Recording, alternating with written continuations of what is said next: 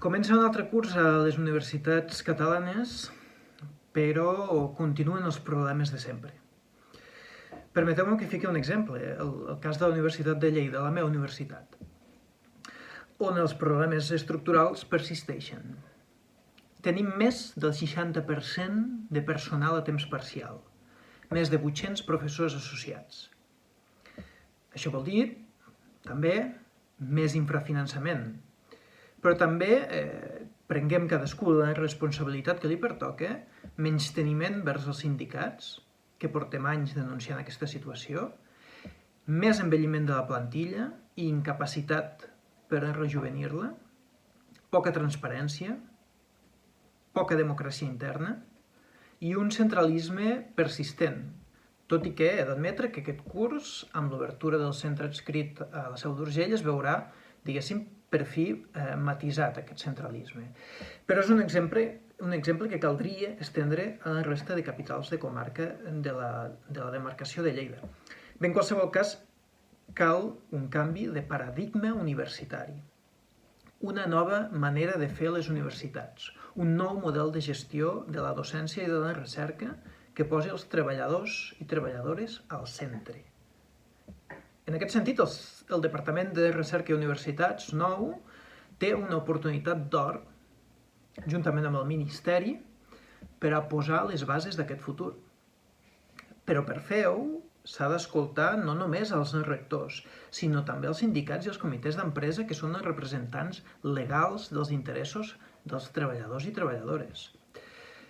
Mireu, l'últim informe de l'Observatori del Sistema Universitari, el va treure l'any passat, titulat Profesorado Asociado, Experiencia Profesional o Precarización. L'informe assenyala, torno a parlar de la meva universitat, que la UDL compta amb un 61,8% del personal docent investigador a temps parcial, superior a la mitjana catalana, que no es queda curta en absolut, i que és del 59%. Quan la llei d'universitats antiga, la LOU del 2001, estableix un topall màxim del 40%, és a dir, que estem 20 punts per sobre de la legalitat. D'una plantilla, torno a la Universitat de Lleida, d'una plantilla d'aproximadament 1.500 professors, el 55% som associats, més de 800. Només uns 250 no hi arriben, són funcionaris. Per tant, jo crec que és legítim que ens preguntem quin futur ens espera com a universitat i quin futur ens espera com a professorat associat. Mireu, el nostre contracte no contempla ni remunera la recerca.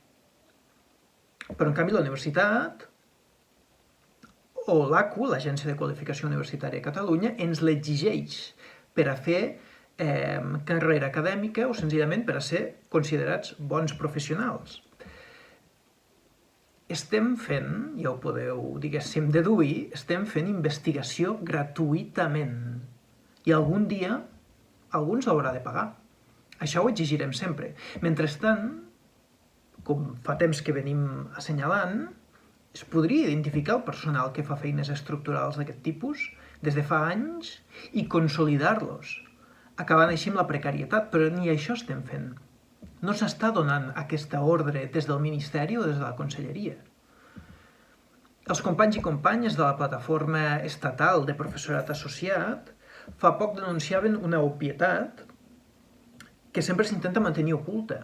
No se'ns paga les hores de dedicació reals. I es calcula que hi ha una infracotització a la Seguretat Social on només cotitzaríem el 33% de la jornada laboral quan estem fent més d'un 60% de la mateixa segons els casos.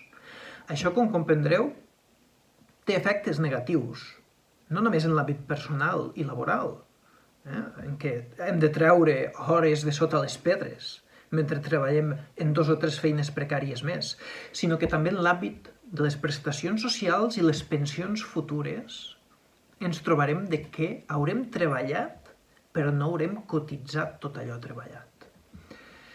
Mireu, fa poc el ministre Castells ha presentat l'avantprojecte de la nova llei d'universitats que canviaria el topall del PDI que us comentava abans, de temps parcial, i passaria del 40% actual, que ja ens estem saltant en 20 punts, al 20%.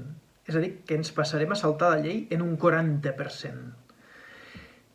Això vol dir que sense un nou sistema de finançament, les universitats es trobaran amb una llei que en podríem dir una llei unicorn, pura mitologia. No es podrà aplicar mai. El finançament en aquest sentit és clau. La UDL, per exemple, els sindicats calculem que fan falta entre 250 i 350 places de PDI a temps complet per a poder reduir substancialment els més de 800 contractes d'associats que tenim. Això es pot discutir, podem parlar de 100, podem parlar de 200, però és obvi que hi ha d'haver una massa enorme de PDI a temps complet que s'ha de crear. Però, en canvi, imagineu-vos, la UDL, el curs passat, segons les seves pròpies dades, només va convocar 14 places de professorat lector, que podríem considerar que és un contracte pont o que permet consolidar la teva carrera acadèmica. Això vol dir que aquest ritme podríem tardar 21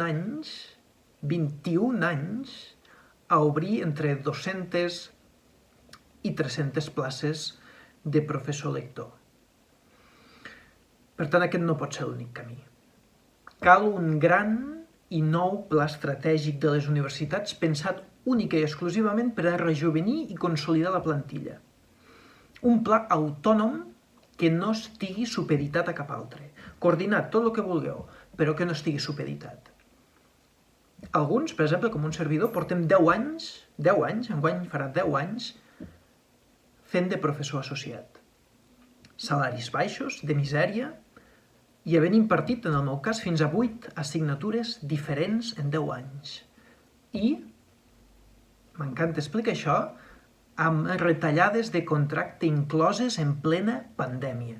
Després parlarem de responsabilitats socials de les universitats i ens n'omplirem la boca i després es maltracta d'aquesta manera al propi treballador de la casa.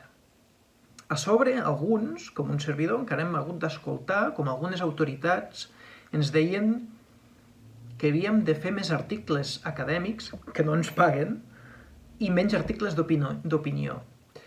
Bé, farem les dues coses. Farem les dues coses i seguirem lluitant. Benvolguda consellera i benvolgut ministre, hi ha més professorat associat, més professorat precari, que no pas rectors. Escoltin-nos i prenguin bona nota de les nostres demandes. Nosaltres som la majoria i molt probablement nosaltres som el futur.